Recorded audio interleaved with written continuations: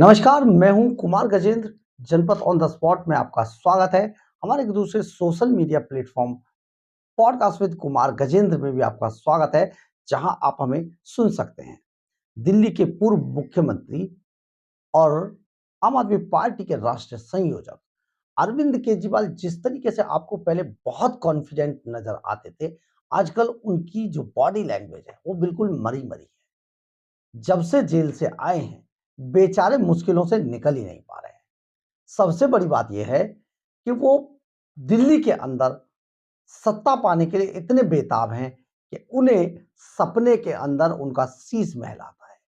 यानी कि वो शीश महल में दोबारा जाना चाहते हैं। आज वो रो रहे हैं, गिड़गिड़ा रहे हैं, बिलबिला रहे हैं, लेकिन दिल्ली की जनता है कि उन पर रहम नहीं कर रही है। आखिर करे भी तो क्यों करे? क्या केजरीवाल ने रहम किया था? अपने लिए शीश महल बनाया, लोगों के लिए झुग्गियां भी नहीं बनी, अपने लिए पानी का पूरा प्लांट लगा लिया, लोगों के नलों में गंगा जल की जगह गंदा जल आने लगा।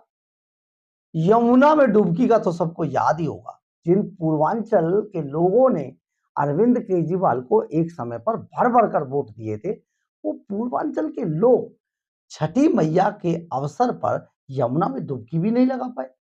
बड़ा अचंभा है इस बात का। नाले जैसी यमुना में डुबकी कैसे लगाते? हाई कोर्ट ने और बुरी तरीके से एक आदेश पारित कर दिया कि भैया बीमार हो जाओगे, किसी भी तरीके से यमुना में डुबकी नहीं लगानी। अब केजरीवाल ने यमुना को मैली कर दी। पानी के पीछे भागते हुए टैंकरों के पीछे तो लोग आपने देखे ही होंगे मई जून में। अपने इन्हीं सब कर्मों से अरविंद केजरीवाल डरे डरे से हैं। तो सवाल ये पैदा होता है कि आखिर डरे डरे से क्यों है केजरीवाल? क्या अपने ही मुंगेरी लाल के हसीन सपनों से केजरीवाल हो रहे हैं बेहाल? जी हाँ, ऐसा ही लगता है। केजरीवाल का बहुत बुरा हाल है। अब वो अपने कुछ ये ज्वलंत जो मुद्दे हैं इन पर बड़ी सलाह ले रहे हैं। कंसल्टेंसी कंपनी जो हायर की है साहब ने, मफलर लपेट कर खांसते हुए आए थे। एक साहब तो बेचारे, उनके तो गोली फंसी हुई थी तो वो ऐसे चलते थे लहरा लहरा के। एक थे कि वो सारा खानदान मैक्स में भर्ती हो के बिल बढ़ाता रहा।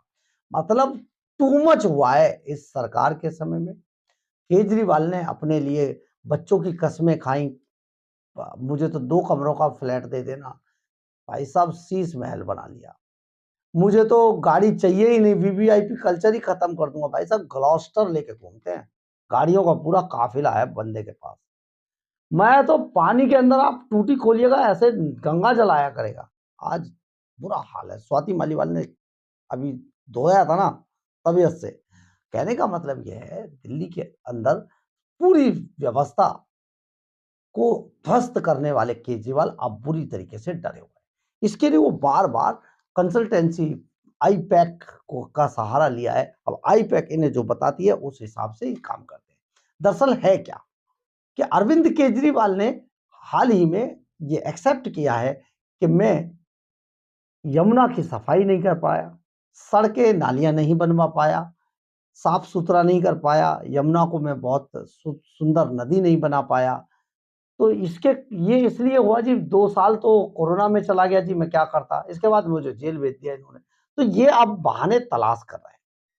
इन्हीं बहानों में से एक है, क्योंकि ये मुद्दा छोड़ना नहीं चाहते। अरविंद केजरीवाल ने जो अभी पीछे 14 कैग की सीएजी की रिपोर्ट्स थी। दरअसल है क्या, दिल्ली सरकार के सभी विभागों का सीएजी ऑडिट करती है।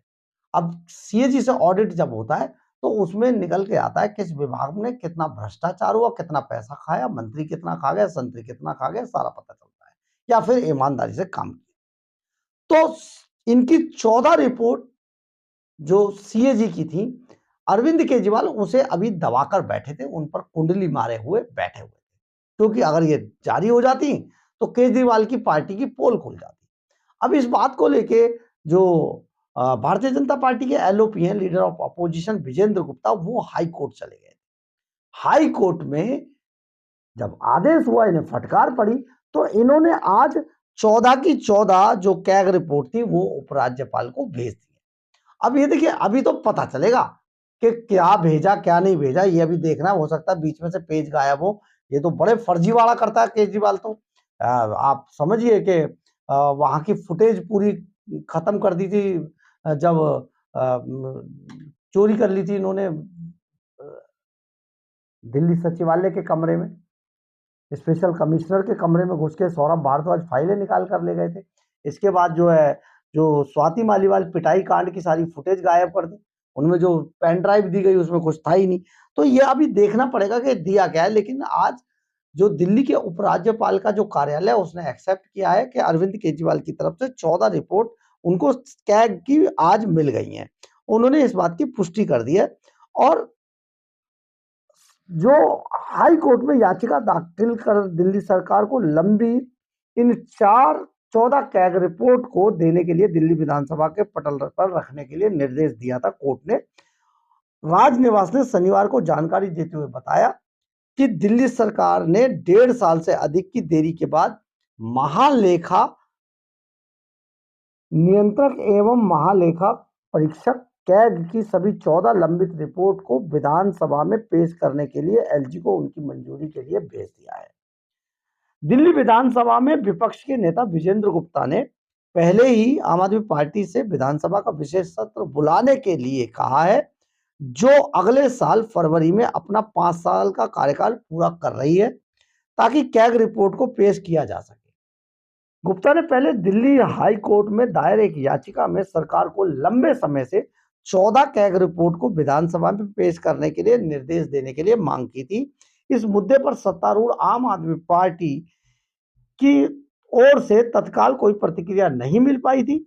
उपराज्यपाल कार्यालय ने एक नोट में कहा, दिल्ली हाई कोर्ट के किसी प्रतिकूल आदेश के डर से, मतलब इन्हें लग रहा था कि दिल्ली हाई कोर्ट कहीं इनके खिलाफ कोई बड़ा आदेश जारी ना कर दे, उससे डर से उससे पहले ही इन्होंने इस पूरे मुद्दे पर सत्तारूढ़ आम आदमी पार्टी की ओर से तत्काल कोई प्रतिक्रिया नहीं मिली। इसीलिए इन्होंने क्या किया कि ये पूरी रिपोर्ट उससे पहले ही आज एलजी को भेज दी, जल्दबाजी में एलजी को सौंप दी है, ताकि विधानसभा में रखकर रिपोर्ट को सार्वजनिक किया जा सके। अब देखिए धज्जियां उड़ जाएंगी केजरीवाल की। ये जो 14 लंबित सीएजी की रिपोर्ट हैं, इनमें से 11 उस समय की है जब अरविंद केजरीवाल दिल्ली के मुख्यमंत्री थे। इन रिपोर्ट में डीटीसी, सार्वजनिक स्वास्थ्य और मोहल्ला क्लिनिक, राज्य उपक्रमों की रिपोर्ट शामिल है। एलजी कार्यालय ने नोट में कहा है कि सरकार ने अपनी छवि बचाने के लिए सुनवाई से ठीक एक दिन पहले 11 दिसंबर को दोपहर 3:30 बजे जल्दबाजी में 12 रिपोर्ट भेजी हैं और बाद में सुनवाई समाप्त होने के बाद 12 दिसंबर को शाम 7:30 बजे 2 शेष रिपोर्ट एलजी सचिवालय भेज दी। रिपोर्ट में दावा किया गया है कि ये रिपोर्ट वित्त मंत्री आतिशी के पास करीब 500 दिनों तक पड़ी रही, 500 दिनों से पड़ी थी।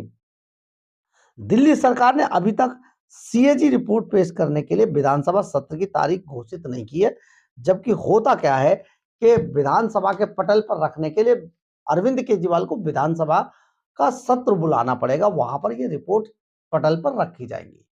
अब अरविंद केजरीवाल क्या छल कपट करते हैं ये तो आने वाला वक्त बताएगा, लेकिन केजरीवाल जो गलतियां अभी तक करते आ रहे थे, शायद उनको अभी सुधारने की कोशिश कर रहे हैं, ताकि भारतीय जनता पार्टी को कम से कम हल्ला मचाने का मौका मिले।